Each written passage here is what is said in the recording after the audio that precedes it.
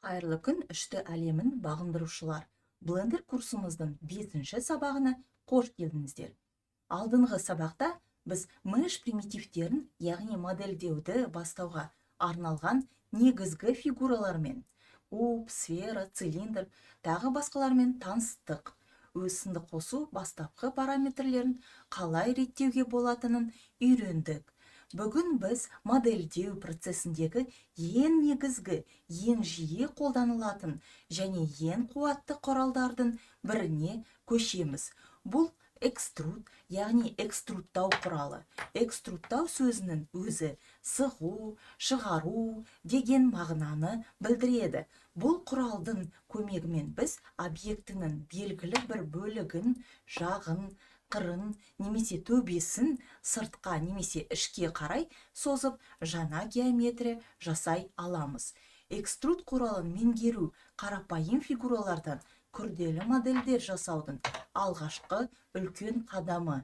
Ендеше бастайық. Экструд құралымен жұмыс. Экструд құралы негізінен Edit Mode режимінде қолданылады. Себебі біз объектінің ішкі геометриясын өзгертеміз. Алдымен сахнадағы кубымызды таңдап, тап пернесін басып, Edit Mode'қа өтейік. Енді экструдтаудың негізгі түрлерін қарастырайық. Бірінші, жақты экструдтау. Бұл ең жиі қолданылатын әдіс. Алдымен жақтарды таңдау режиміне өтеміз. Ол үшін пернетақтадағы 3 санын басамыз. Енді кубтың кез келген бір жағын таңдайық.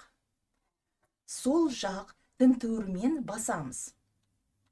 Енді пернетақтадағы Е пернесін басамыз. И басқаннан кейін тінтуірдің жылжытып көріңіз.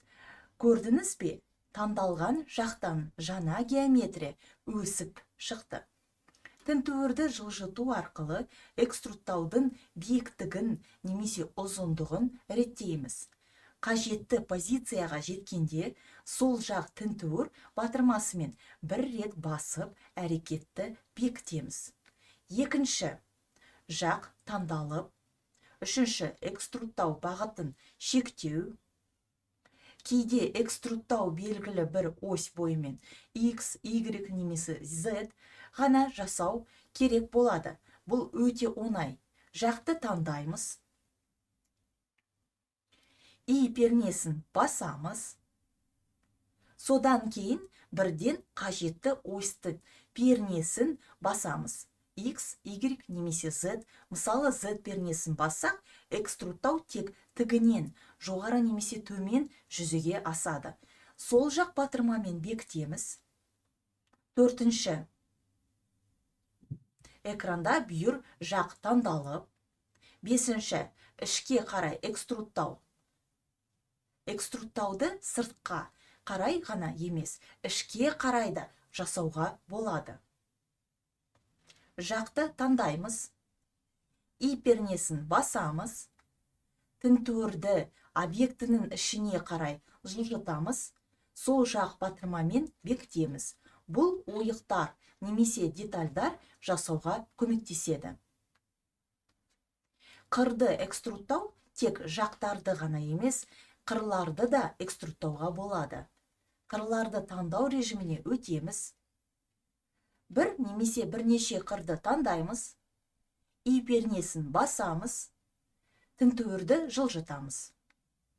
Бұл әрекет таңдалған қырлардан жаңа жақтар жасайды. Бұл жазық беттер немесе қабырғалар жасау үшін пайдалы болуы мүмкін.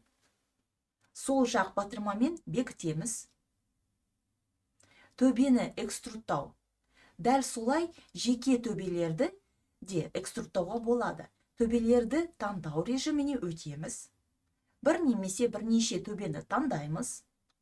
И пернесін басамыз, тінтуірді жылжытамыз. Бұл әрекет таңдалған төбелерден жаңа қырлар жасайды. Бұл сымдар, антенналар немесе басқа да жіңішке элементтер жасауға негіз болуы мүмкін. Сол жақ батырмамен бекітеміз. Міне экструд құралының негізгі қолданылу жолдары осындай. Көріп отырғандай и пернесі біздің досымыз. Экструд түрлері. И пернесінен басқа экструд құралының бірнеше нұсқасы сол жақтағы тулбар панелінде де бар.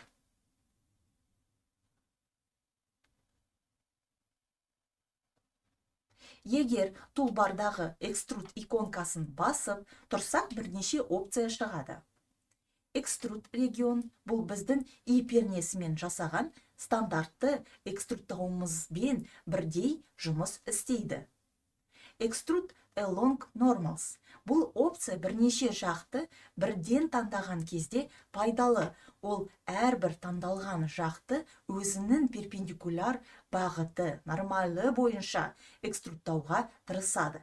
Мысалы, шардың бетіндегі жақтарды сыртқа қарай тік шығаруға болады. Extrude individual faces. Бұл да бірнеше жақ таңдалған кезде қолданылады, бірақ бұл опция әрбір таңдалған жақты бір-бірінен тәуелсіз бөлек-бөлек экструдтайды.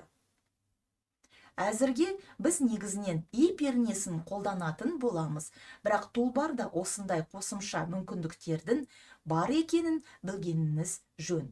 Экструдтың маңызы. Сонымен, экструд құралы неліктен соншалықты маңызды? Себебі ол бізге өте қарапайым бастапқы фигуралардан, примитивтерден әлде қайда күрделі және детальды формалар жасауға мүмкіндік береді. Ойланып көріңізші.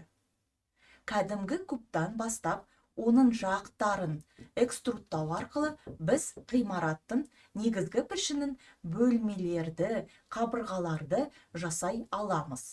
Цилиндрдің бір негізін экструдтап, оны масштабтап, тағы экструдтап отырып, біз адамның немесе роботтың аяғын, қолын модельдей аламыз. Жазықтықтың плей қырларын экструдтау арқылы қызықты абстрактілі формалар немесе тіпті ландшафт элементтерін жасауға болады. Экструд бұл сіздің модельдеу арсеналыңыздағы ең жиі қолданылатын қашау немесе балшық созу құрылғыңыз болады. Қорытынды және тәжірибелік жұмыс. Бүгінгі сабағымызды қорытындылайық. Біз модельдеудегі ең маңызды құралдардың бірі экструд. Экструдтау құралымен таныстық. Негізгі перне и edit mode режимінде қолданылады. Біз жақтарды face қырларды, edge және төбелерді vertex экструдтай аламыз. Экструдтауды белгілі бір ось бойымен шектеу үшін и басқаннан кейін X, Y немесе Z пернесін басамыз. Экструдтауды ішке қарайда жасауға болады. Тулбарда экструд құралының қосымша нұсқалары бар екенін білдік. Экструд құралын көп жаттығу арқылы жақсы меңгеруге болады. Енді сіздерге арналған 5-ші тәжірибелік жұмыс. Бұл тапсырмада біз экструд арқылы қарапайым пішін жасаймыз. Бірінші, блендерде жаңа файл ашып, стандартты кубтан бастаңыз. Екінші, таб арқылы edit модқа өтіңіз. Үшінші, жақ таңдау режиміне өтіп, кубтың жоғарғы жағын таңдаңыз. Төртінші, и пернесін басып, тінтуірді жоғары жылжытып, жақты сәл жоғары экструдтаңыз. Сол жақ батырмамен бекітіңіз. Бесінші, енді кубтың кез келген бір бүйір жағын таңдаңыз. Алтыншы, и пернесін басып, тінтуірді сыртқа қарай жылжытып, осы жақты экструдтаңыз, бекітіңіз. Жетінші, енді басқа бір бүйір жақты таңдаңыз. Келесі әрекеттерді ретімен орындаңыз. И пернесін басыңыз, бірақ тінтуірді қозғалтпай, бірден 10 жақ тінтуір батырмасын басыңыз. Бұл экструдтауды бастайды, бірақ жылжытудан бас тартады. Жаңа жақ бұрынғысының үстіне пайда болады. Енді S, scale масштабтау пернесін басып, тінтуірді ортаға қарай жылжытып, осы жаңа жақты сәл кішірейтіңіз. Сол жақ батырмамен бекітіңіз. Содан кейін қайтадан и пернесін басып, тінтуірді ішке қарай жылжытып, кішірейтілген жақты сәл ішке экструдтаңыз. Бұл терезе ойығына ұқсас эффект береді. Бекітіңіз. Тап арқылы Object Mode-ға оралып, нәтижені көріңіз. Файлды Lessons 5 Practice Blend деген атпен сақтаңыз. Бұл тапсырма сізге экструд құралын әртүрлі жағдайда қолданып, көруге мүмкіндік береді. Келесі сабақта біз модельге көбірек деталь қосуға арналған басқа да маңызды құралдарды, мысалы Subdivide және Loop Cut құралдарын қарастыратын боламыз. Бүгінге осы назарларыңызға рахмет. Келесі кездескенше.